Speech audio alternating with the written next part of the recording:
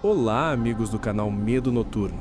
Eu sou o Eric e hoje irei contar alguns casos reais que tive a oportunidade de ouvir em algum momento da minha vida. E no final compartilharei o relato de um inscrito aqui do canal. Todos prontos? Vamos lá! Eu nunca imaginei que fosse me acostumar com o silêncio. Sempre achei que a casa ficava mais viva com barulhos, mesmo que fossem só os ruídos do cotidiano. Passos no corredor, panela batendo na pia, o som abafado da TV da sala. Mas agora, cada vez que entro, é como se o ar fosse pesado demais, como se cada parede tivesse sugado a presença de quem já não está mais aqui. A Marta, ela morreu faz 4 meses. É engraçado como a gente acaba medindo o tempo depois que perde alguém. Antes, eu contava os dias para o salário cair ou para as férias chegarem. Agora, eu conto em semanas e meses desde que ela se foi.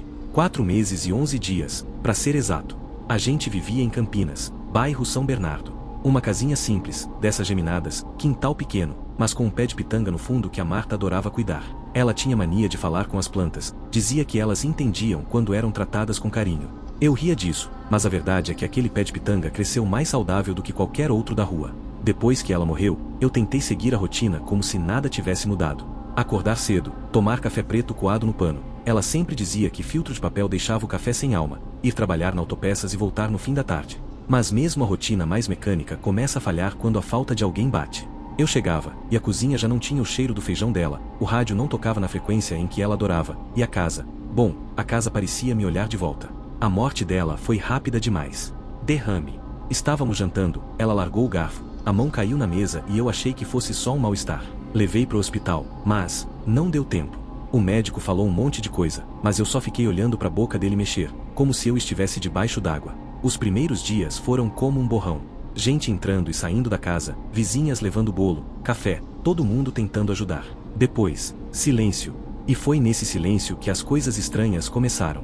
A primeira foi no quintal. Eu estava lavando roupa e ouvi um som de folhas secas sendo mexidas. Olhei pela janela e vi, bem no pé da pitangueira, um dos panos de prato que a Marta usava, amarrado num dos galhos mais baixos. Era o pano branco com desenhos de galinha, o preferido dela. O problema é que, eu tinha guardado todos esses panos na última gaveta da cozinha. Naquela noite, sonhei com ela. Mas não era um sonho comum. Ela estava no quintal, de costas para mim, mexendo na pitangueira. Eu chamei, mas ela não virou. Só ficou ali, como se estivesse escolhendo algo no meio das folhas. Quando acordei, o quarto estava gelado, como se eu tivesse deixado a janela aberta. Mas ela estava fechada. Eu tentei ignorar. Sério. Achei que fosse coisa da minha cabeça, afinal, o luto mexe com a gente. Só que, alguns dias depois, enquanto eu tomava café, ouvi o barulho claro de água caindo na pia. Fui olhar, e a torneira estava aberta. Não pingando, aberta, como se alguém tivesse acabado de lavar alguma coisa. Foi aí que comecei a reparar que tudo acontecia sempre do mesmo jeito, no fim da tarde, por volta das 6. O horário em que ela costumava chegar da feira ou terminar de cuidar das plantas. Eu até comecei a falar sozinho, como se ela pudesse me ouvir. Tá aí, Marta. Eu dizia, meio rindo, meio sério. Era estranho, mas me dava menos medo pensar que fosse ela, e não outra coisa. Um dia, a vizinha, Dona Cida, veio bater na minha porta. Ela estava pálida, quase sem fôlego. Disse que tinha visto, do quintal dela, uma mulher no meu quintal, perto da pitangueira. Ela estava de vestido florido, igual sua esposa usava, falou, com a voz trêmula. Eu não sabia se agradecia ou pedia para ela não falar mais nada. Eu nunca fui do tipo que acredita em espíritos. Mas a cada dia que passava, mais eu sentia que a Marta estava tentando me dizer alguma coisa. Não era só presença, era como se houvesse um recado, algo que ela queria muito que eu percebesse. E aí, veio a noite em que tudo mudou. Era sábado, e eu tinha passado o dia inteiro limpando a casa. Quando fui pro quarto, já tarde, ouvi um barulho no corredor. Passos lentos, arrastados. Achei que fosse impressão, mas quando abri a porta, vi uma sombra se movendo em direção à cozinha. Não era sombra projetada por luz, era como se fosse, densa. Segui até a cozinha, e no balcão estava o pano de galinha. Mas dessa vez, molhado, como se tivesse acabado de ser lavado. Eu juro que senti cheiro de feijão cozinhando. E foi aí que percebi que o pote de vidro onde ela guardava feijão, aquele com tampa vermelha, estava no balcão, aberto. Dentro, havia uma pitanga madura. Eu fiquei olhando para aquela pitanga dentro do pote de feijão como se fosse um objeto de outro mundo. A fruta estava fresca, vermelha, com um cheiro doce e forte, como se tivesse sido colhida na hora. Só que eu não tinha ido ao quintal naquele dia, e a pitangueira ficava lá no fundo, fechada por um portão de madeira que rende toda vez que é aberto. Eu teria ouvido se alguém tivesse passado por ali. Toquei na pitanga. Ela estava fria, como se tivesse ficado na geladeira, mas eu sabia que não tinha guardado nada ali. Abaixei a cabeça, encostei as mãos no balcão e fiquei respirando fundo, tentando encontrar uma explicação. Foi quando senti, de novo, aquele cheiro de feijão. Mas dessa vez ele vinha acompanhado de um som suave, conhecido, a Marta cantarolando. Não era alto, era quase como se estivesse no quarto ao lado, com a porta fechada. A melodia era aquela que ela sempre usava quando cozinhava, uma música antiga que ela dizia ter aprendido com a mãe, algo sem letra, só o lá arrastado, num tom doce. Eu congelei. Senti meus olhos encherem de lágrimas, e sem pensar, falei: Marta, o que você quer me dizer? O silêncio voltou. Nem panela, nem cantarolar, nada. Só o som do meu próprio coração batendo rápido demais. Foi aí que ouvi um estalo vindo do quintal. Um galho seco quebrando. Peguei a lanterna e fui até a porta dos fundos. O ar estava gelado. E não era um frio de inverno normal de Campinas, era um frio que parecia subir do chão e entrar nos ossos. Apontei a lanterna pro pé da pitangueira e vi algo pendurado num galho, uma fotografia. Era uma foto antiga nossa, tirada na frente da casa, num domingo qualquer. O detalhe que me deixou paralisado foi que, na foto, atrás de nós, na janela da sala, havia um vulto. Escuro, sem rosto, mas com um contorno humano. Eu nunca tinha reparado nisso antes. Voltei para a cozinha com a foto na mão e percebi que o pano de prato tinha sumido do balcão. Fui até a gaveta onde costumo guardá-los e lá estava ele, dobrado com perfeição. Eu estava suando frio, mesmo com o corpo inteiro arrepiado. Naquela noite, sonhei de novo com a Marta. Só que agora ela estava de frente para mim. O rosto sereno, mas os olhos, havia uma tristeza tão profunda que doía olhar. Ela segurava uma pitanga e me estendeu a mão. Quando fui pegar, ela disse algo que até hoje não tenho certeza se ouvi com os ouvidos ou só com a mente. Não é como você pensa. Acordei com a frase ecoando na cabeça. Passei o domingo inteiro tentando entender. Não é como eu penso. O que não é como eu penso? A morte dela? Nosso casamento? Alguma coisa que eu não sabia? Os dias seguintes foram estranhamente calmos. Nenhum pano de prato fora do lugar, nenhum barulho, nenhum cheiro de feijão. Até comecei a acreditar que talvez tudo fosse fruto do meu luto. Mas, na sexta-feira, aconteceu algo que me fez perceber que não era imaginação. Voltei do trabalho e, quando entrei na sala, vi sobre a mesa o pote de vidro, o mesmo com tampa vermelha. Dentro, não havia feijão, nem pitanga. Havia um bilhete, dobrado várias vezes. O papel era daqueles amarelados, com o canto rasgado, e a letra era da Marta. Só que não era um recado para mim. Era uma lista de compras. Feijão, açúcar, sal, e no final, escrito em letras maiores, cuidado com ele. O bilhete não dizia quem era ele. Eu fiquei olhando para aquilo, lembrando que, no dia em que a Marta morreu, o vizinho novo, um homem calado que tinha se mudado 3 semanas antes, estava parado na calçada, observando a ambulância. Na época, achei que fosse só curiosidade, mas agora, no mesmo instante, ouvi um barulho vindo do quintal. O portão de madeira estava aberto, balançando com o vento. Fui até lá, e, no pé da pitangueira, havia 3 pitangas caídas no chão, formando um triângulo perfeito. Olhei pro muro e, na casa ao lado, a janela do vizinho estava aberta. Eu juro que, por um segundo, vi um rosto ali, não o dele, mas o da Marta, olhando para mim, com a mesma expressão do sonho. E depois, nada. Fechei o portão, tranquei tudo e fiquei a noite inteira sentado na sala, com a foto na mão e o bilhete no bolso, sem saber se estava mais perto de entender, ou de perder completamente a razão. Até hoje, não sei se a Marta voltou para se despedir ou para me avisar. Só sei que, toda sexta-feira, às 6 da tarde, o cheiro de feijão volta. E, se eu prestar atenção, consigo ouvir, bem baixinho, o lá vindo do quintal. Mas eu nunca mais tive coragem de colher uma pitanga. O vento frio que entrava pela janela do meu apartamento em Curitiba trazia consigo o cheiro úmido da terra molhada, uma fragrância tão familiar que já se misturava ao cheiro de café coado que eu fazia todas as manhãs. Era um domingo, e a rotina era sempre a mesma desde que tudo aconteceu. Acordava, preparava o café, ligava a TV no volume baixo e me sentava na poltrona da sala, aquela de couro que ela tanto gostava. Ficava ali, com a xícara na mão, olhando pela janela para a Praça Osório, onde as pessoas passavam apressadas, sem notar a quietude que se instalara na minha vida. Ela era a Maria. Minha Maria. A gente se conheceu na faculdade, na PUC. Eu, um cara de interior, deslumbrado com a cidade grande. Ela, curitibana da gema, com um sotaque carregado e um amor inexplicável por Pinhão. A gente se apaixonou, se casou e construiu uma vida juntos. Nossa vida era simples e cheia de pequenas alegrias. Gostávamos de ir ao mercado municipal no sábado de manhã, comprar queijo e pastel. À noite, a gente ficava no sofá, assistindo a um filme bobo, comendo pipoca e conversando sobre a vida. Ela era a minha rocha, a minha âncora. Mas o mundo virou de cabeça para baixo há 6 meses. Foi um acidente de carro, na BR-277. Ela estava voltando do trabalho. A chuva estava forte e, segundo o laudo da polícia, um caminhão perdeu o controle, invadiu a pista e a atingiu em cheio. Foi instantâneo. Eu me lembro do telefone tocando, da voz do policial do outro lado da linha, e de como o chão pareceu sumir debaixo dos meus pés. A partir daquele dia, minha vida se tornou um borrão. O luto é uma coisa estranha. Ele não chega de uma vez. Vem aos poucos, em pequenas doses, como um veneno que vai te consumindo devagar. No começo, eu neguei. Parecia um pesadelo e eu só queria acordar. O apartamento ainda tinha o cheiro dela, as roupas dela estavam no armário, a escova de dentes dela ainda estava no banheiro. Eu passava horas olhando para as fotos, tentando me convencer de que ela ia voltar a qualquer momento, que a porta ia abrir e eu ia ver o sorriso dela de novo. Mas ela não voltava. E cada dia que passava, a dor se tornava mais real, mais palpável. Comecei a ter dificuldades para dormir. Ficava deitado na cama, olhando para o teto, ouvindo o barulho dos carros na rua e sentindo a ausência dela ao meu lado. A nossa cama, que antes era o nosso refúgio, se tornou o meu calvário. Eu me revirava de um lado para o outro, tentando encontrar uma posição confortável, mas nada adiantava. O espaço vazio ao meu lado parecia gritar, e eu podia sentir o frio da cama onde antes estava o corpo quente dela. Foi quando as coisas estranhas começaram a acontecer. No começo, eram sutis. Eu estava na cozinha, lavando a louça, e ouvi um barulho vindo do quarto. Parecia que alguém tinha derrubado algo. Fui lá ver, mas estava tudo em ordem. Pensei que devia ser coisa da minha cabeça, que a solidão estava me afetando. Mas os barulhos continuaram. Eram pequenos estalos na madeira, o som de um copo se mexendo na estante, o rangido de uma porta que eu tinha certeza que estava fechada. Uma noite, eu estava no sofá, assistindo a um jogo do Coritiba, nosso time do coração. De repente, a TV desligou.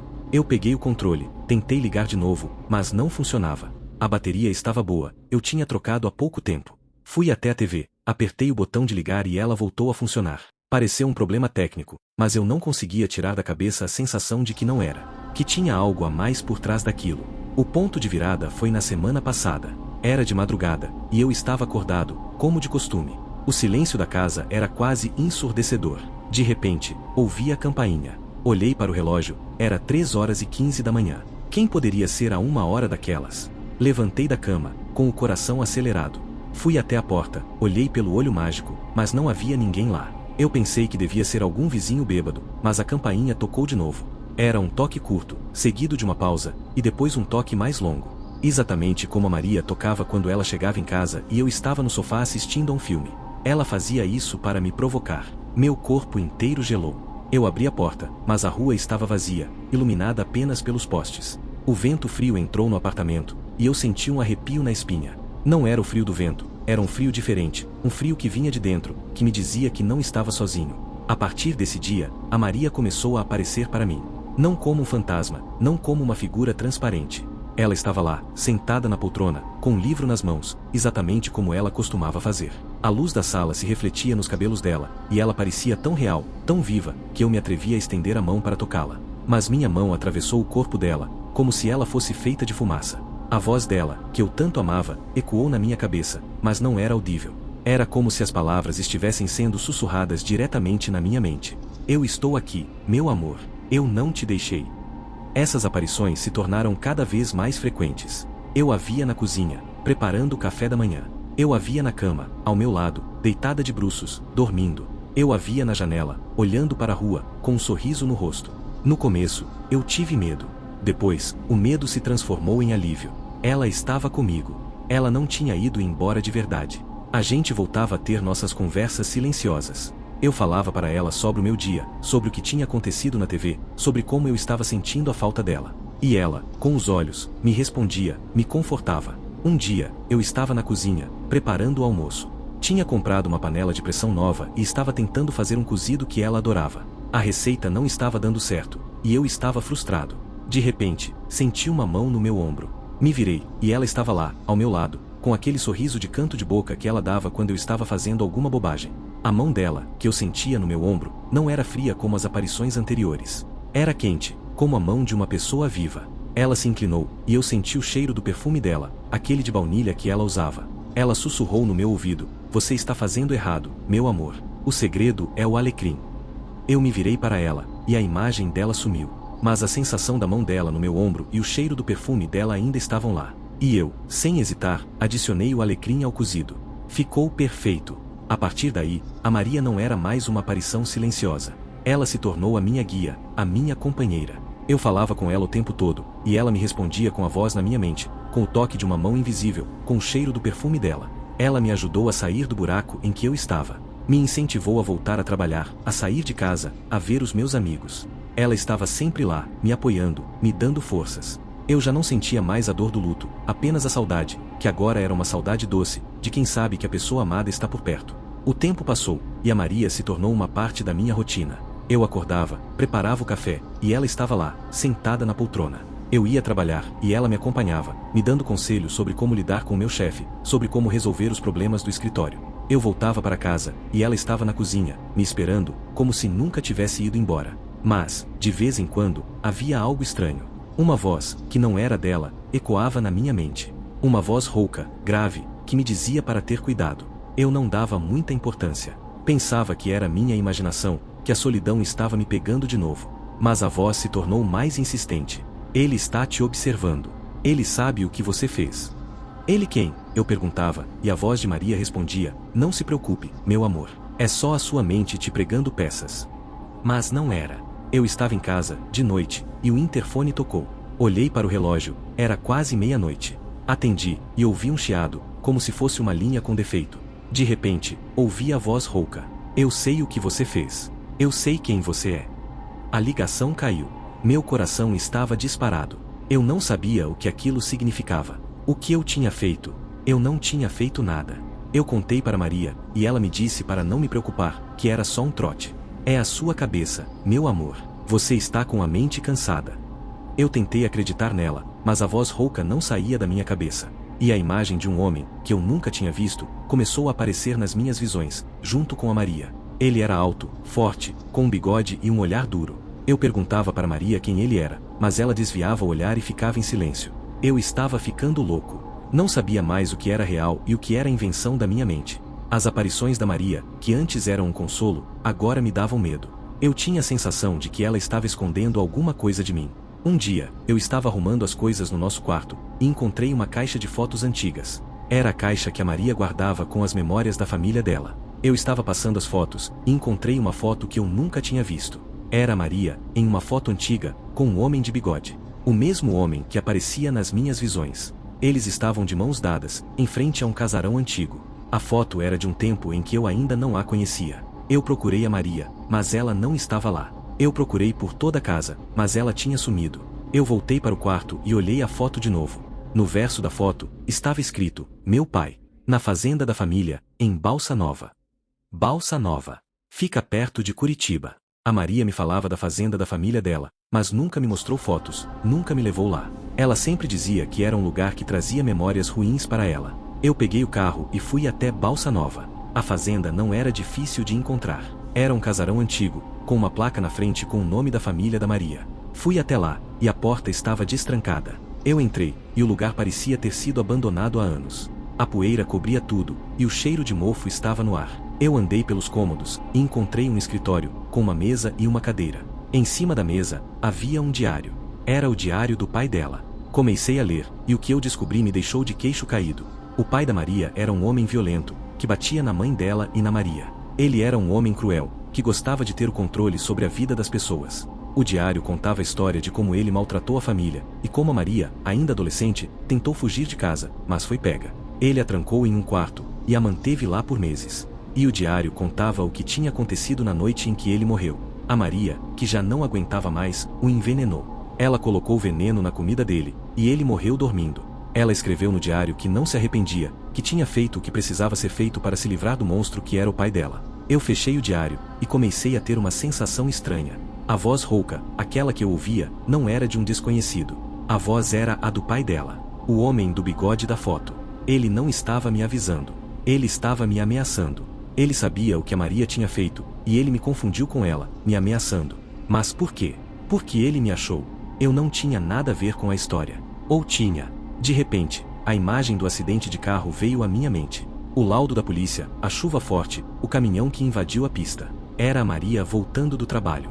A Maria me falou que o caminhão tinha perdido o controle, mas o que se a história não fosse essa? O que se o caminhão não tivesse perdido o controle? E se ele tivesse sido forçado a invadir a pista? Eu estava em choque. A Maria, a minha Maria, não era a pessoa que eu pensava que ela era. Ela não era uma vítima, ela era uma assassina. Ela tinha matado o próprio pai, e ela tinha sido a causa do acidente. Eu comecei a tremer, e as imagens dela na minha cabeça se tornaram distorcidas. O sorriso dela se tornou um sorriso cruel, e a voz dela se tornou uma voz fria e calculista. Eu peguei o celular e liguei para o meu melhor amigo, que é policial. Eu contei tudo para ele, sobre o diário, sobre a foto, sobre a história do pai dela. Ele me disse para ficar calmo, que iria verificar os laudos do acidente de carro de novo. Eu voltei para casa, e a Maria estava lá. Ela estava sentada na poltrona, com um olhar vazio. Eu olhei para ela e disse: "Você me enganou, Maria. Você me enganou esse tempo todo." A imagem dela se desfez no ar. Eu me senti sozinho, de novo, mas dessa vez, era um tipo de solidão diferente. Era a solidão de quem descobre que a pessoa que amou não era quem parecia ser. O meu amigo policial me ligou no dia seguinte. Ele me disse que tinha revisto o laudo do acidente, e que havia algo estranho.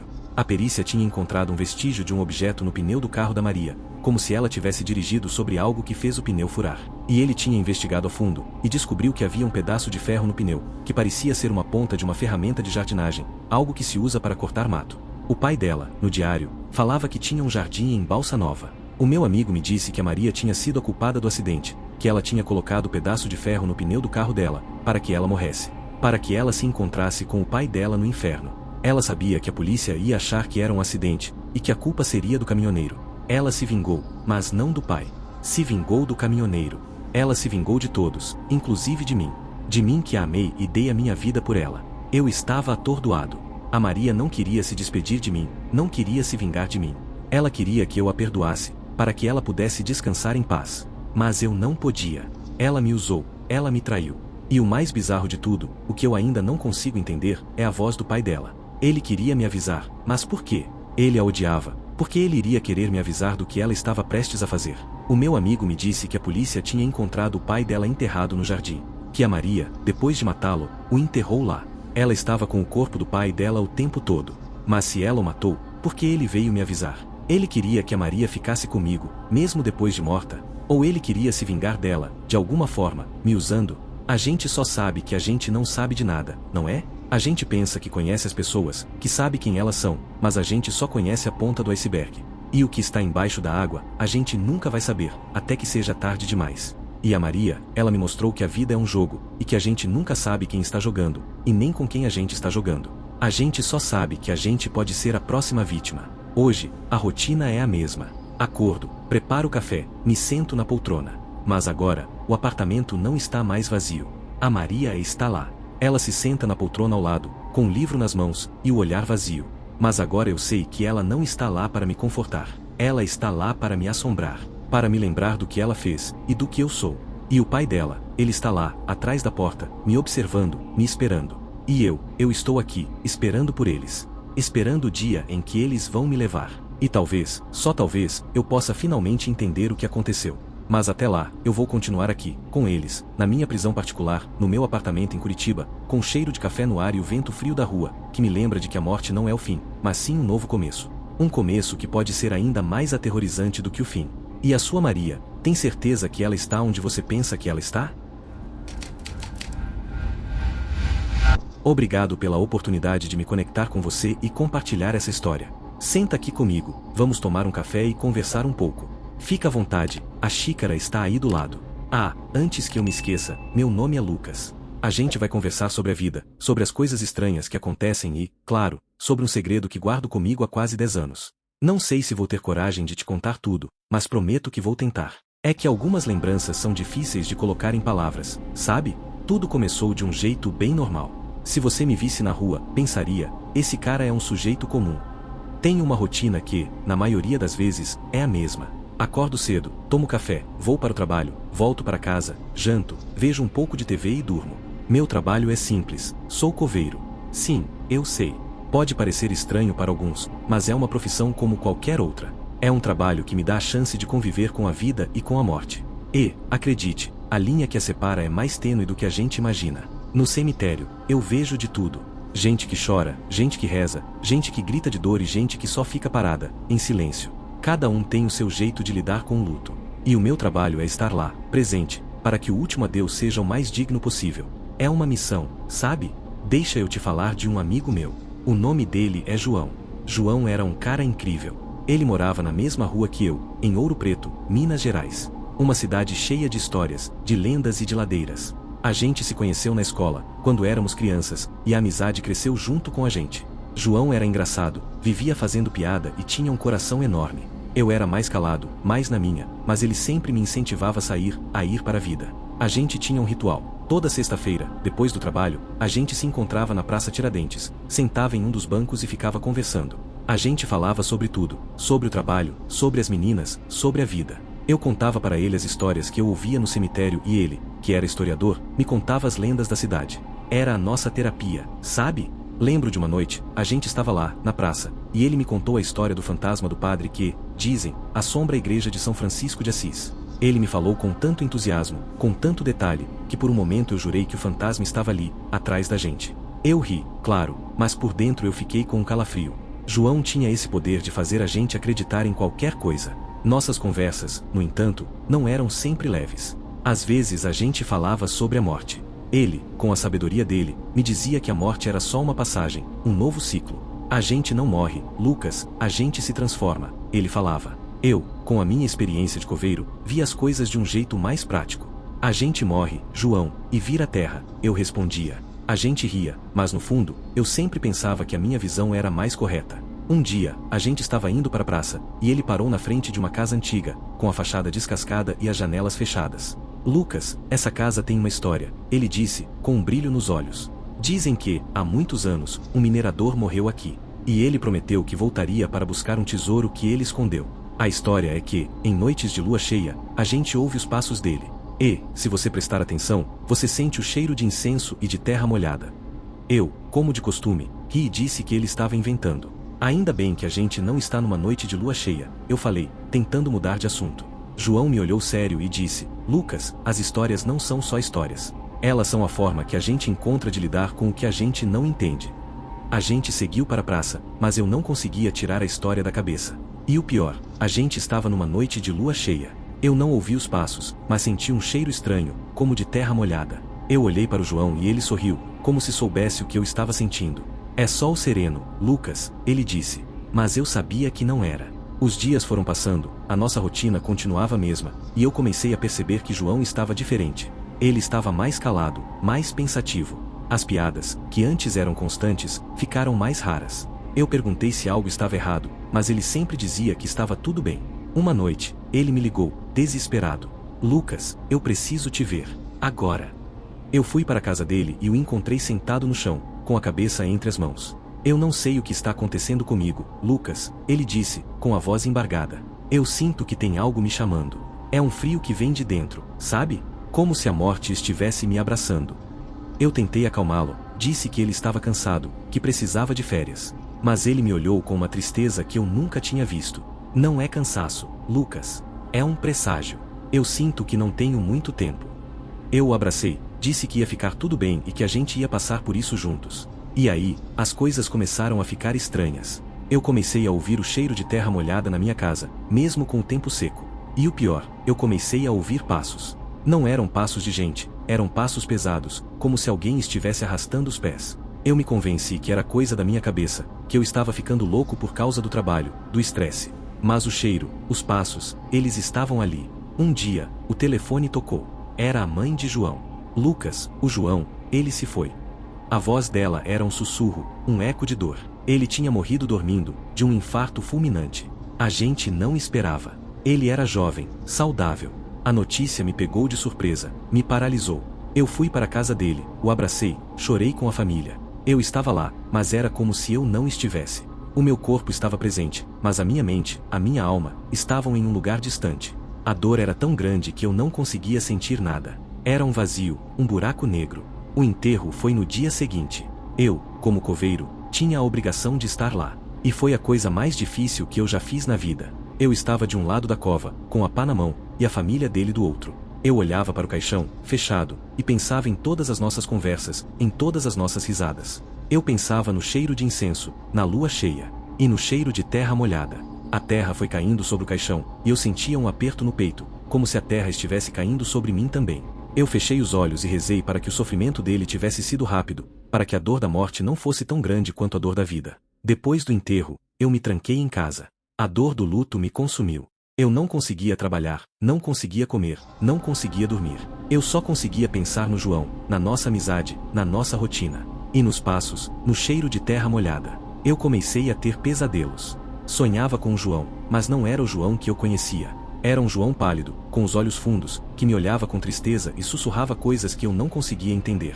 Ele estendia a mão para mim, como se quisesse me levar com ele. Eu acordava suado, ofegante, com o coração acelerado.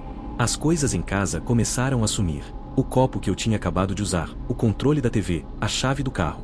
Eu procurava, mas não achava.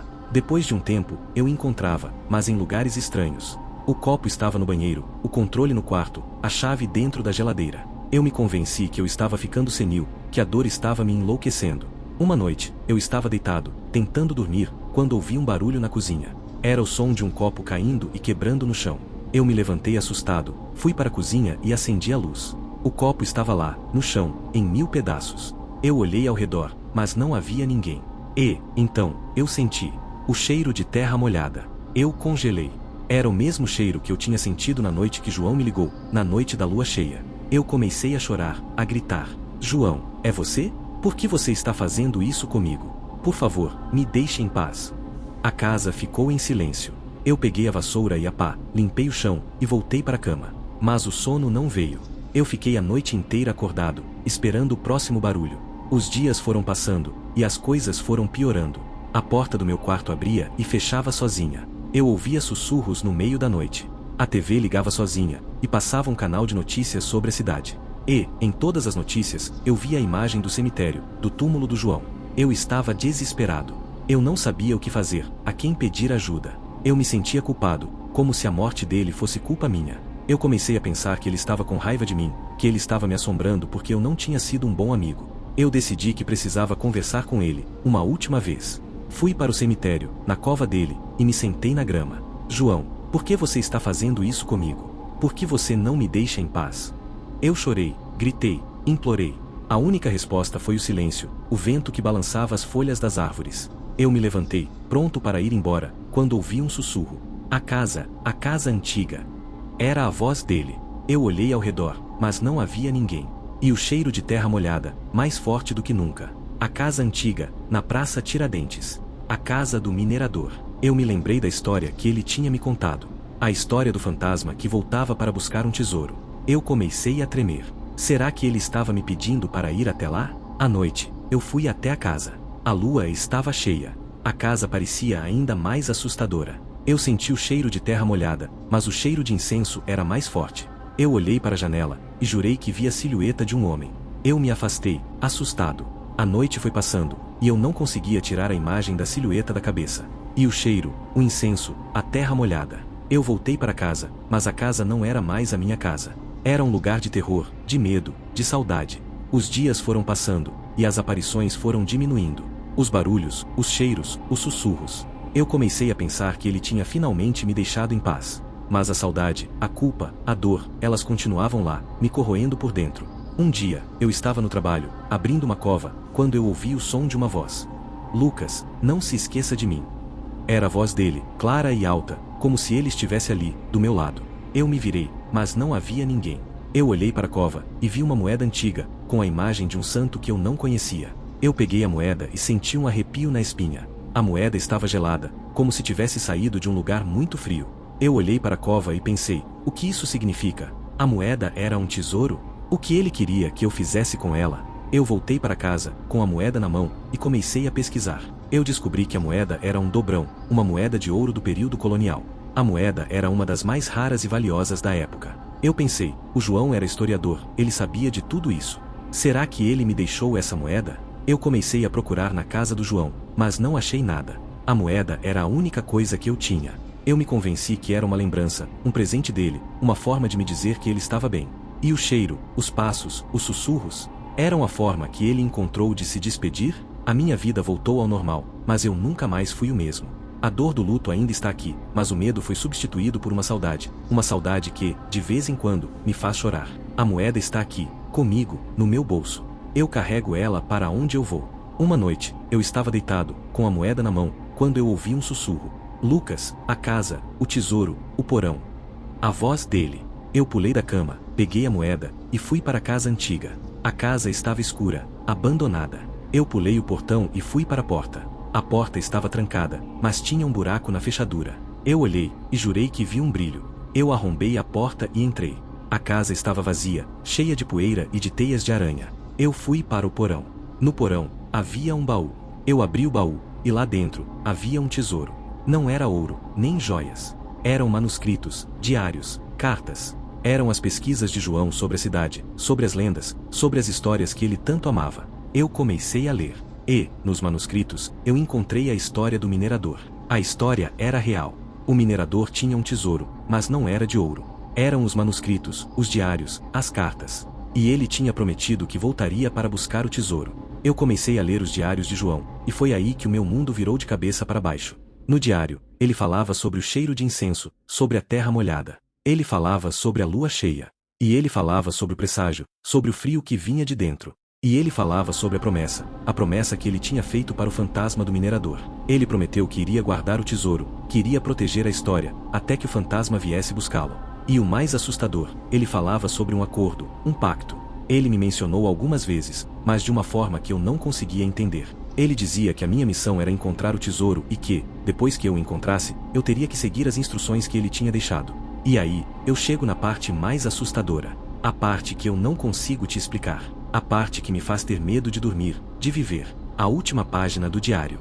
A letra de João, com a caligrafia dele, dizia o seguinte: Lucas, se você está lendo isso, é porque você encontrou o tesouro. Eu estou em paz agora. Mas o fantasma do minerador não está. Ele precisa de um corpo, de uma alma. Ele precisa de um coveiro.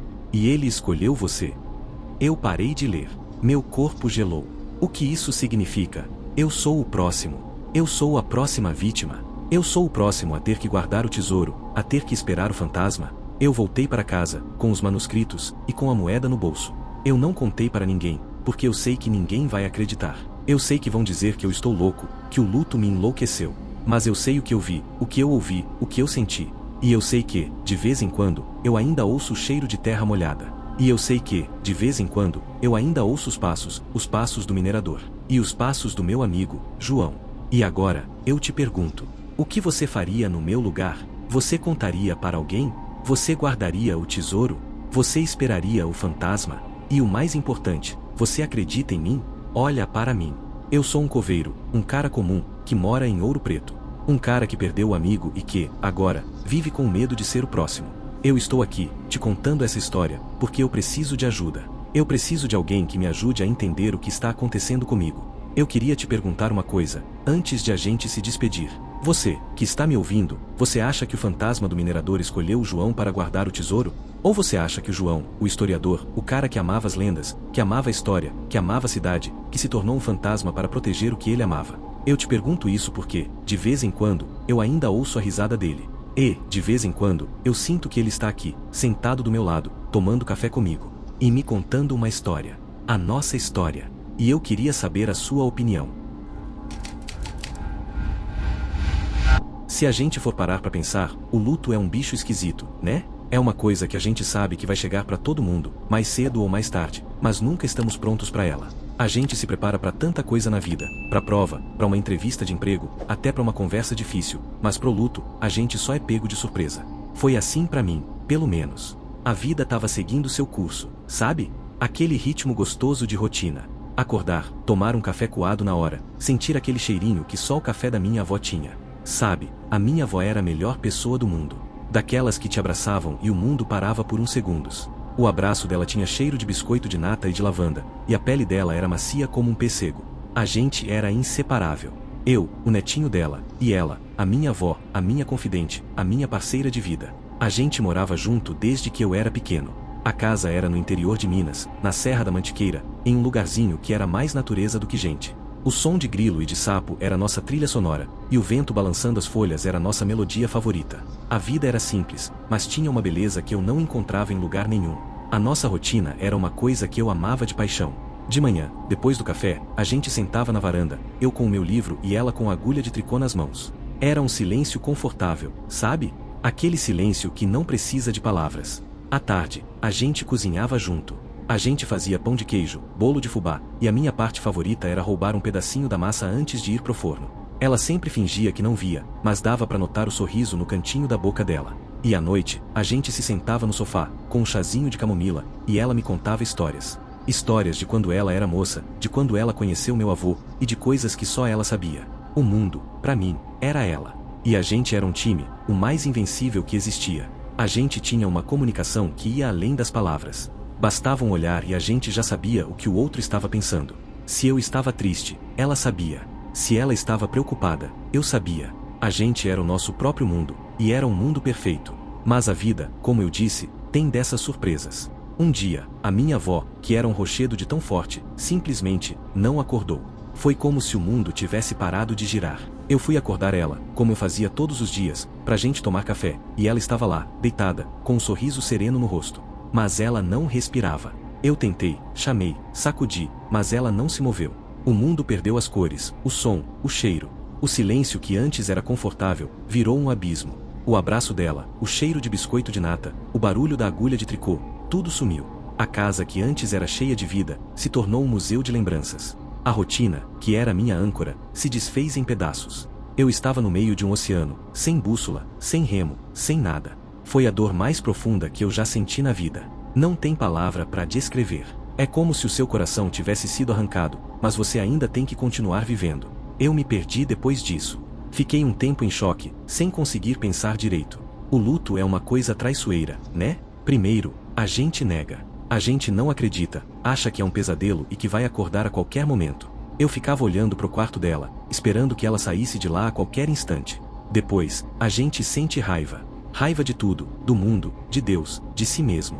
Eu sentia raiva por não ter passado mais tempo com ela, por não ter dito mais vezes que a amava. Depois, a gente sente uma tristeza que parece que vai te engolir. Uma tristeza que te pesa, que te deixa sem fôlego. Eu chorava por horas, dias, sem conseguir parar. A única coisa que me fazia sentir alguma coisa era a dor. E essa dor era a única coisa que me ligava a ela. Era como se a dor fosse o último vestígio dela em mim. E eu me agarrava a essa dor com todas as minhas forças. A casa, antes cheia de vida, agora era um túmulo. Onde antes era a risada dela, agora era um silêncio opressor. Eu me recusava a mexer em qualquer coisa dela. A xícara de café dela estava na mesa, o tricô dela estava no sofá. O cheiro de lavanda ainda estava no quarto dela. Era como se eu mexesse em qualquer coisa, ela sumiria de vez. Eu queria manter a presença dela viva. E foi aí que as coisas começaram a ficar estranhas. No começo, eu achei que era a minha cabeça. O luto mexe com a gente, né? A gente começa a ver coisas, a ouvir coisas, a sentir coisas. O cérebro, na tentativa de lidar com a dor, cria essas ilusões. Eu sabia disso, então eu tentava me convencer que era minha mente pregando peças em mim.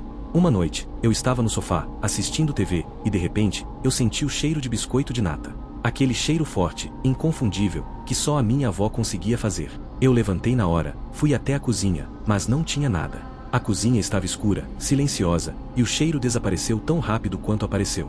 Eu tentei ignorar, mas a cada dia, as coisas ficavam mais nítidas. A agulha de tricô dela, que eu tinha certeza que estava no sofá, apareceu em cima da mesa. Eu jurava que tinha fechado a porta do quarto dela, mas quando eu passava, ela estava entreaberta.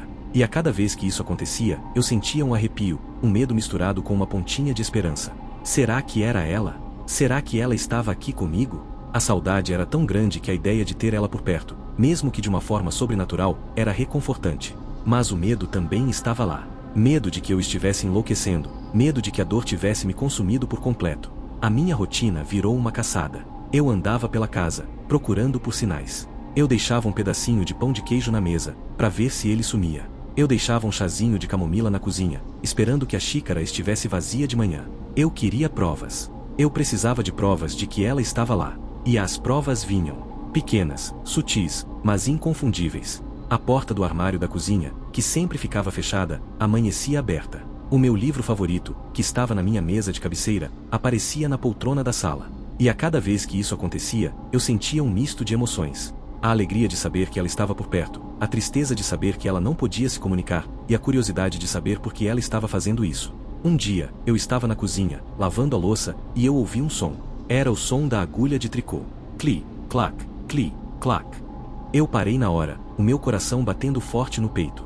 Eu virei devagar, e lá, no sofá, estava o tricô dela. A agulha se movendo sozinha, o fio se desfiando devagar. Não era uma ilusão, não era a minha cabeça. Era real. Eu não tive medo, na verdade. Eu senti uma paz que eu não sentia há meses. Eu sabia que era ela. Ela estava ali, tricotando, como sempre fazia. Eu me sentei na poltrona da sala e fiquei olhando, hipnotizado. E o som continuou, por minutos, até que parou. O tricô dela estava lá, no sofá, com um pedacinho novo, um pedacinho que não existia antes. Eu comecei a conversar com ela. Eu sei que parece loucura, mas eu falava com a casa, como se ela fosse a minha avó. Vó, você está aqui. Você está bem. Eu sinto sua falta. Eu falava sobre o meu dia, sobre as minhas tristezas, sobre as minhas saudades. E a casa respondia. A porta do armário abria, um cheiro de lavanda aparecia do nada, um pedacinho de biscoito sumia da mesa. Era a nossa nova rotina. E eu comecei a me sentir menos sozinho. O luto ainda estava lá, mas não era mais um abismo. Era uma ponte. Uma ponte que me ligava a ela. E eu estava grato por essa ponte, por mais estranha que ela fosse. Um dia, eu estava no quarto dela, organizando as coisas dela. Eu decidi que era hora de começar a deixar as coisas em ordem, como ela gostaria. Eu abri a gaveta da comoda, e lá, no meio das roupas dela, tinha um livro. Era um diário. Um diário que eu nunca tinha visto antes. Eu peguei o diário, e comecei a ler. As primeiras páginas falavam sobre a vida dela, sobre o meu avô, sobre a vida no interior. Era a voz dela, no papel. Era como se ela estivesse falando comigo. Eu chorei, mas não era de tristeza. Era uma alegria profunda, de saber que eu ainda podia ouvir a voz dela. Eu li e li, e a cada página, eu me sentia mais perto dela. Até que eu cheguei na última página. A última página, escrita com uma caligrafia trêmula, mas inconfundível. Eu sinto que meu tempo está acabando. Mas não se preocupe, meu amor. Eu não vou te deixar. O diário dela era a minha âncora. A prova de que a nossa conexão era real, de que a nossa história não tinha terminado. E a cada dia, as aparições se tornavam mais fortes, mais nítidas. A gente se comunicava com a casa. Eu fazia uma pergunta, e a porta do armário abria para sim, fechava para não. Eu sentia a presença dela o tempo todo. A vida, aos poucos, foi voltando a ter cores. A tristeza ainda estava lá, mas não era mais esmagadora. Era uma tristeza de saudade, mas uma saudade com a certeza de que ela estava por perto. Eu comecei a aceitar a nossa nova realidade. A minha avó tinha morrido, mas ela não tinha ido embora. Ela estava aqui, comigo. Até que um dia, eu estava na cozinha, e eu senti um arrepio. Um arrepio que não era de medo, mas de urgência. Eu olhei para a mesa, e a xícara dela estava lá, vazia. Mas ao lado, tinha um bilhete. Um bilhete com a caligrafia dela. Uma caligrafia que eu conhecia como a palma da minha mão. Obrigada, meu amor. Mas agora eu preciso ir. Meu coração parou. Eu li e reli o bilhete. Obrigada, meu amor. Mas agora eu preciso ir. Eu não entendi. Por que ela iria? Ela não estava feliz aqui, comigo? Eu senti um pânico que eu não sentia desde o dia em que ela se foi. Eu olhei para casa, e a casa estava silenciosa. O tricô estava no sofá, mas a agulha não se movia. A porta do armário estava fechada. A casa estava vazia. O cheiro de lavanda, o cheiro de biscoito, tudo tinha sumido. Eu voltei a ficar sozinho. O luto voltou, mais forte do que nunca. A ponte que me ligava a ela tinha sido destruída. Eu fiquei um tempo sem saber o que fazer. Eu gritei, chorei, implorei para ela voltar. Mas não tinha resposta. A casa estava vazia. Eu me senti um idiota. Eu tinha me agarrado a uma ilusão. Eu tinha acreditado em um fantasma, em uma fantasia. Eu tinha me deixado levar pela dor. Eu comecei a me convencer que tudo tinha sido a minha mente. Que eu tinha criado tudo aquilo, para me proteger da dor. E a dor, agora, era insuportável. Eu decidi que tinha que seguir em frente. Tinha que me desfazer das coisas dela, tinha que vender a casa, tinha que voltar para a cidade. Eu não podia mais viver lá. Não podia mais viver com a memória dela, com o cheiro dela, com a ausência dela. Eu comecei a arrumar as caixas. A cada coisa que eu guardava, uma lágrima escorria. As fotos, as roupas, os livros, a vida dela, agora, cabia em caixas. Eu estava no quarto dela, arrumando as roupas de cama, quando eu senti um arrepio. Um arrepio que não era de medo, nem de esperança. Era um arrepio de conhecimento. Eu parei de respirar. Eu olhei para a janela, e lá fora, na varanda, estava ela. A minha avó. Mas não era ela. Não exatamente. Ela estava vestida com seu vestido de algodão, o cabelo preso em um coque, as mãos nas costas. Mas o rosto dela era como um mosaico quebrado. Era o rosto dela, mas não era. Os olhos dela eram vazios, sem vida. Ela não sorria. E ela me olhava, com uma expressão de tristeza e de urgência.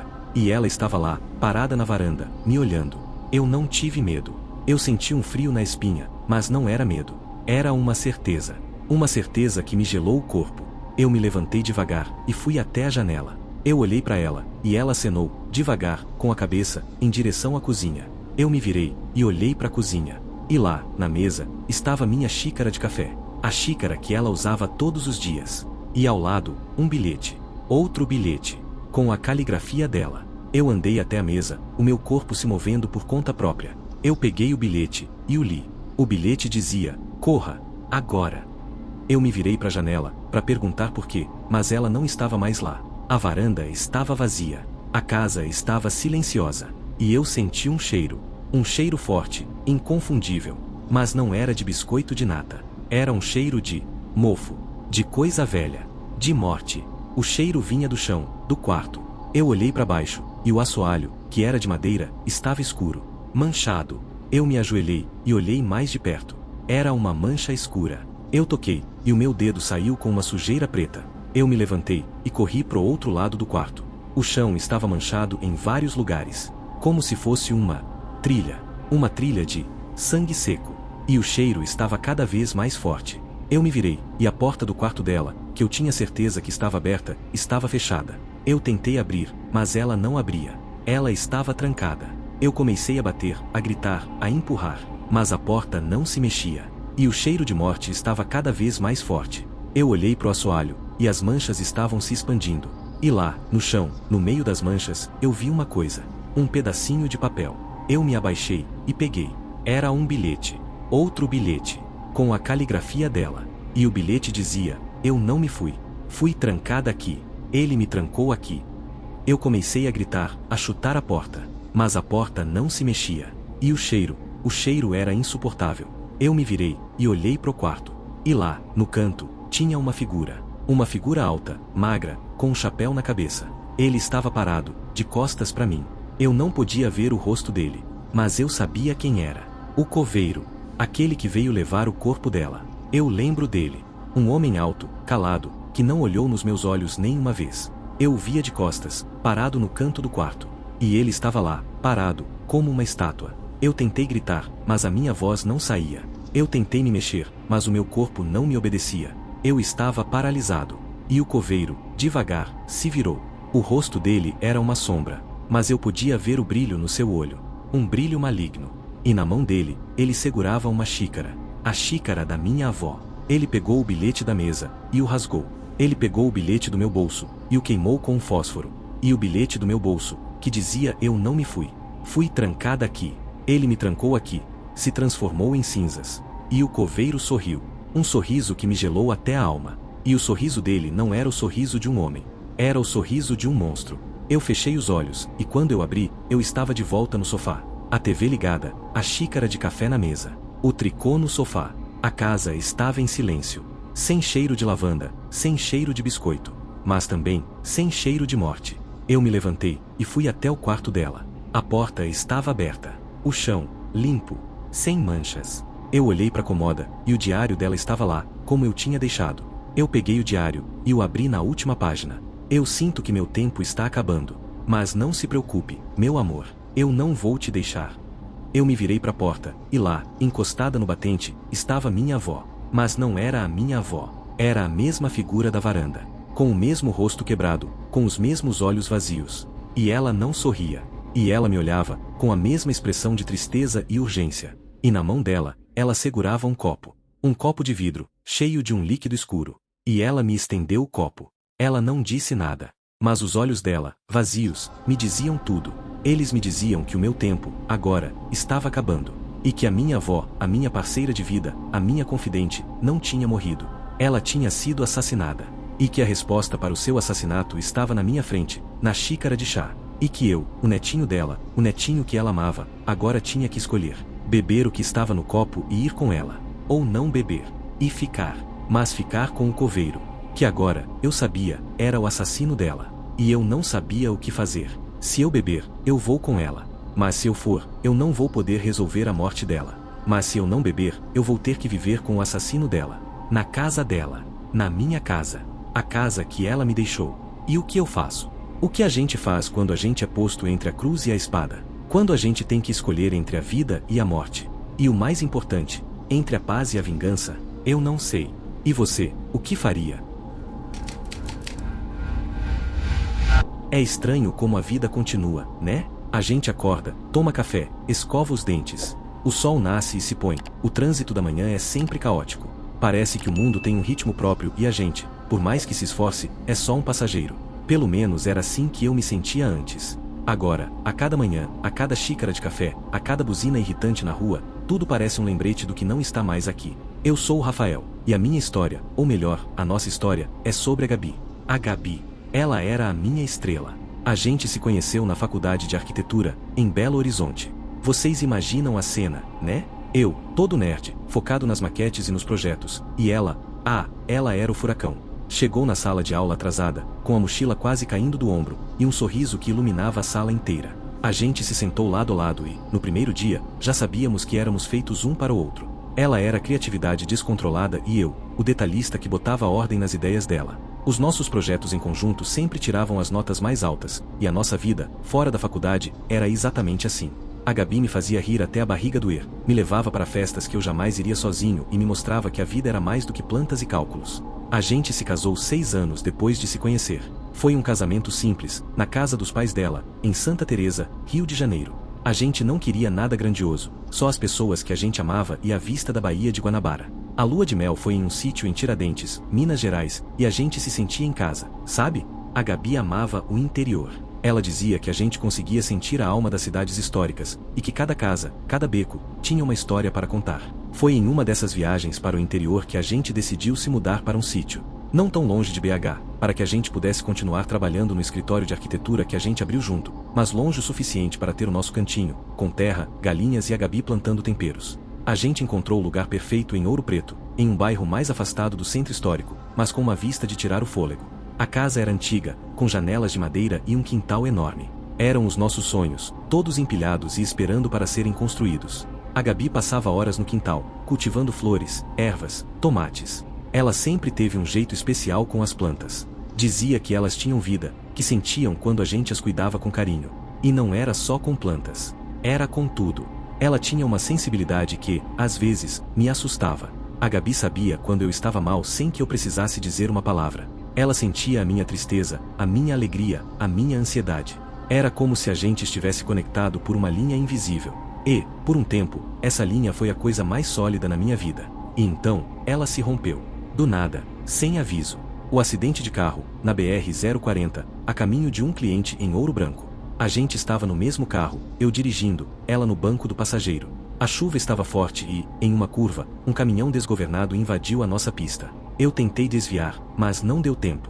Eu acordei no hospital, com a cabeça enfaixada e o braço quebrado, e a primeira coisa que eu perguntei foi da Gabi. O médico, com aquele olhar de pena que a gente conhece, me disse que ela não tinha resistido. A pancada do lado dela foi a pior. O que acontece depois de uma notícia dessas? O mundo para de girar. A sua vida, que até então era um filme em cores, vira um borrão em preto e branco. A dor não é só no coração, é no corpo todo. É como se a sua alma tivesse sido arrancada e deixado um buraco vazio. Eu me lembro de cada detalhe do enterro. Do cheiro de flores, do som do choro, da terra caindo sobre o caixão. O caixão da minha Gabi. Eu a vi pela última vez, e ela parecia dormir. Estava pálida, mas ainda era a minha Gabi. Eu a beijei na testa e disse que a amava. Eu prometi que a nossa história não ia acabar ali. Voltar para casa sem ela foi a coisa mais difícil que eu já fiz. A casa, antes cheia de vida, de risadas, de cheiro de café fresco e de terra molhada, agora era só um eco de memórias. As plantas que a Gabi cultivava no quintal começaram a murchar. As flores que ela amava, os temperos que ela usava para cozinhar, tudo parecia sentir a falta dela. Eu tentei cuidar delas, mas não era a mesma coisa. As minhas mãos, que construíam maquetes e desenhavam plantas, não tinham a mesma sensibilidade das mãos dela. Eu passei os primeiros meses em um estado de neblina. Eu acordava, ia para o trabalho, voltava para casa e dormia. Eu não comia direito, não falava com ninguém. Meus pais e os pais da Gabi tentavam me ajudar, mas eu só queria ficar sozinho. A única coisa que me fazia sentir um pouco vivo era a rotina. A rotina era a única coisa que me mantinha ancorado. Eu acordava às 6 da manhã, tomava um banho, bebia uma xícara de café preto e saía para o escritório. O trajeto até lá, antes uma chatice, se tornou o meu único momento de paz. Eu passava pelas mesmas ruas, via as mesmas pessoas, e o mundo parecia continuar o seu ritmo, mesmo sem a minha Gabi. Foi em uma dessas manhãs, 3 meses depois do acidente, que eu percebi a primeira coisa estranha. Eu estava na cozinha, me preparando para ir trabalhar, e a panela de pressão, que a Gabi usava para fazer feijão, estava em cima do fogão. Eu me lembrei de ter guardado ela na noite anterior, depois de lavar. Eu a guardei no armário, atrás de outras panelas, como sempre. Eu até verifiquei 2 vezes, porque eu sou detalhista, né? Mas lá estava ela, no fogão, como se alguém tivesse acabado de usá-la. Eu achei que tinha sido o estresse, a falta de sono, e ignorei. Guardei a panela no armário e fui para o trabalho. Naquela noite, a mesma coisa. Eu estava lendo um livro na sala de estar, e a panela de pressão estava no chão da cozinha. Eu comecei a ficar assustado. Eu não era de acreditar em fantasmas, em assombrações. Eu era um arquiteto, um homem de ciência, de lógica. Mas aquilo não tinha explicação. Eu me lembrei das histórias que a Gabi me contava, sobre a avó dela, que dizia que os mortos nunca nos deixam de verdade. Que eles ficam por perto, cuidando da gente, nos protegendo. Eu achava bonito, mas nunca levei a sério. Nos dias seguintes, as coisas foram ficando mais claras. Não só a panela de pressão. As chaves de casa, que eu sempre deixava em cima da mesa de centro, apareciam penduradas no gancho da porta. A minha camiseta favorita, que estava no cesto de roupa suja, aparecia limpa e dobrada em cima da minha cama. E as plantas? As plantas, que antes estavam murchando, começaram a florescer de novo. Eu me lembro de ter achado uma flor de jasmim, a favorita da Gabi, que eu jurei que estava morta, em plena floração. Era como se alguém as estivesse cuidando. Alguém que sabia exatamente como a Gabi as cuidava. Eu comecei a falar com ela. Eu sei que parece loucura, mas eu comecei a falar com a Gabi. Eu sentava na cozinha, com a xícara de café na mão, e contava o meu dia. Eu falava do trabalho, dos projetos, da saudade que eu sentia. Eu contava piadas bobas que só a gente entendia. E, no silêncio da casa, eu sentia uma presença. Uma energia quente, familiar. Eu sabia que era ela. Eu sabia que a minha Gabi estava ali. Em uma noite, eu estava no nosso quarto, e o cheiro de lavanda, o perfume favorito dela, invadiu o ar. Não era um cheiro forte, era sutil, como se tivesse acabado de ser usado. Eu me lembrei da Gabi, se arrumando para sair, e do cheiro que ficava no ar depois que ela saía. Eu me deitei na cama, com o cheiro me envolvendo, e chorei. Chorei de saudade, de tristeza, mas também de uma alegria inexplicável. A minha Gabi estava ali. Ela não me deixou. A partir daí, a nossa comunicação se tornou mais constante. Eu deixava um caderno e uma caneta em cima da mesa, e as páginas apareciam com frases escritas. Não era a letra da Gabi, era uma letra torta, infantil, como se fosse escrita por alguém que não estava acostumado a escrever. Mas as frases eram dela. Não chore, meu amor.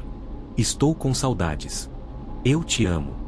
Eram as coisas que a Gabi me dizia. A última frase, em uma noite, me deixou sem ar. A gente vai se encontrar de novo. Eu comecei a ter sonhos com ela. Sonhos vívidos, onde a gente andava de mãos dadas pelas ruas de Ouro Preto, pelas ladeiras históricas. A gente entrava em igrejas, em museus, em lojinhas de artesanato. Em um dos sonhos, a gente estava no sítio, e a Gabi me mostrou uma foto antiga, da minha família, que estava perdida há anos. Ela me disse para procurar em uma caixa de sapatos no porão. Quando eu acordei, eu fui direto para o porão, e lá estava a caixa, com a foto lá dentro. Eu comecei a acreditar que a Gabi estava me guiando, que ela estava me mostrando o caminho. O terror, o verdadeiro terror, começou no dia em que eu recebi uma ligação do meu cunhado. Ele me disse que o motorista do caminhão que causou o acidente, o cara que tirou a Gabi de mim, tinha fugido. Ninguém sabia o paradeiro dele. A polícia de Ouro Preto procurou, mas não o encontrou. O meu mundo, que estava começando a se recompor com a presença da Gabi, desmoronou de novo. A raiva me consumiu. A raiva do motorista, a raiva da vida, a raiva da injustiça. Naquela noite, a Gabi me mandou uma mensagem no caderno. A letra estava mais forte, mais firme, e as frases eram diferentes. Ele está perto. Ele está em Ouro Preto. Eu gelei. O que a Gabi queria me dizer? Que o motorista estava por perto. Que ela sabia onde ele estava. Eu comecei a investigar por conta própria. Eu passei horas em frente ao computador, pesquisando sobre o acidente, sobre o motorista. O nome dele era Jorge. Eu encontrei o endereço antigo dele, em um bairro de BH, mas a casa estava vazia. Foi em uma madrugada, depois de passar horas em claro, que eu tive a ideia. O motorista fugiu. Mas para onde? Talvez para a casa de um parente, de um amigo. Talvez ele tivesse se escondido em alguma cidade do interior. Eu comecei a pesquisar o nome Jorge em grupos de Facebook de Ouro Preto. Eu postei uma foto dele, pedindo informações, dizendo que era uma pesquisa de faculdade. E então, eu recebi uma mensagem. Uma mulher me disse que conhecia o Jorge, que ele trabalhava como pedreiro em uma obra no centro histórico, perto da igreja de São Francisco de Assis. Eu me lembrei do nosso sonho. A Gabi me mostrando as igrejas, os becos de Ouro Preto. Será que ela estava me dando a pista? A mensagem do caderno. Ele está em Ouro Preto. Eu sabia o que eu tinha que fazer. Eu precisava encontrar o Jorge. Eu precisava saber o que tinha acontecido naquele dia. Eu precisava de respostas. Eu peguei o carro e fui para Ouro Preto. Eu estacionei perto da igreja de São Francisco de Assis e comecei a procurar. Eu andei por becos, por ladeiras, até que eu vi a obra. E lá, entre os pedreiros, estava ele. O Jorge. O mesmo rosto da foto que eu tinha visto na internet. Eu senti a minha pressão cair. A raiva, que antes era um fogo no meu peito, se tornou uma pedra fria, pesada. Eu me aproximei dele. Ele estava sentado no chão, comendo um pão com manteiga. Eu me sentei do lado dele e comecei a falar. Eu disse que era um arquiteto, que estava fazendo uma pesquisa sobre a cidade. Ele não me deu muita atenção no começo, mas depois, começou a falar. Ele me disse que estava ali para recomeçar a vida. Que tinha perdido o emprego, a casa, a família. Que tinha se envolvido em um acidente de carro e tinha fugido por medo. Ele estava com medo de ser preso. Eu perguntei sobre o acidente. Ele me contou a história, mas omitiu a parte do caminhão desgovernado. Ele disse que foi uma falha mecânica no carro dele. Que ele perdeu o controle do veículo e bateu no meu. O meu sangue gelou. Ele estava mentindo. Ele estava tentando se livrar da culpa. Eu me lembrei da Gabi, da panela de pressão, das flores murchando. Eu me lembrei da nossa história. E eu soube o que eu tinha que fazer. Eu voltei para casa e esperei a noite. Eu sentei na cozinha, com o caderno e a caneta, e comecei a escrever. Eu pedi para a Gabi me ajudar. Eu pedi para ela me dar uma pista, uma prova, qualquer coisa que eu pudesse usar para incriminar o Jorge. Eu precisava de justiça. Eu precisava de vingança. Naquela noite, a resposta veio de uma forma diferente. Eu não tive um sonho. Eu estava acordado, e o som de uma voz sussurrando no meu ouvido me fez pular da cama. A voz era da Gabi. No porão, meu amor. E o som vinha do porão. O mesmo porão onde eu tinha encontrado a foto. Eu desci as escadas, tremendo de medo, e comecei a procurar. Eu procurei em todas as caixas, em todos os cantos. E então, eu encontrei uma caixa de metal, enferrujada, escondida atrás de uma prateleira. Dentro da caixa, havia um celular. Um celular antigo, com a tela quebrada. Eu tentei ligá-lo, mas não funcionava. Eu pensei em desistir, mas a Gabi me guiou. Eu me lembrei de um dos nossos sonhos, onde a gente estava na casa dela, e ela me mostrava um lugar para guardar as coisas que ela não queria que ninguém visse. O lugar era a gaveta do criado mudo, embaixo de uma pilha de roupas. Eu fui lá, e dentro da gaveta, encontrei uma bateria extra para o celular. Eu troquei a bateria e o celular ligou. A primeira coisa que eu vi foi a tela inicial, com uma foto nossa. Uma foto de Tiradentes. E então, eu vi um vídeo da Gabi, gravando a gente no carro, momentos antes do acidente. Ela estava rindo, me filmando. E então, a câmera virou para a estrada. O caminhão. Eu vi o caminhão invadindo a nossa pista. E eu ouvi a voz do motorista, xingando, rindo. Era o Jorge. Ele estava no caminhão. E ele estava drogado. Ele estava rindo da gente, rindo da situação. O vídeo continuou. A batida. O som do metal se retorcendo. E a tela ficou preta. Eu sabia o que tinha acontecido. O Jorge estava no caminhão, e ele estava drogado. Ele tinha causado o acidente, e depois, tinha fugido, se escondido. Eu tinha a prova. A prova que eu precisava para incriminar o motorista, para dar um fim àquela história. Mas o final não é feliz. A história não acaba com a justiça sendo feita. A história, na verdade, só começa. Eu liguei para a polícia, contei o que eu tinha encontrado. Eles foram até a obra, prenderam o Jorge. Ele confessou o crime. Disse que estava sob o efeito de drogas, que não sabia o que estava fazendo. Ele foi preso, julgado e condenado. E eu me senti vazio de novo. A raiva, a dor, a busca por justiça, tudo isso me manteve vivo. Agora, sem nada para me guiar, eu me senti perdido. Eu voltei para o sítio, mas a casa não parecia mais a minha. A Gabi, ela parou de me mandar mensagens. O caderno, antes cheio de frases, agora estava em branco. As flores, que antes estavam florescendo, murcharam de novo. Eu me sentia sozinho.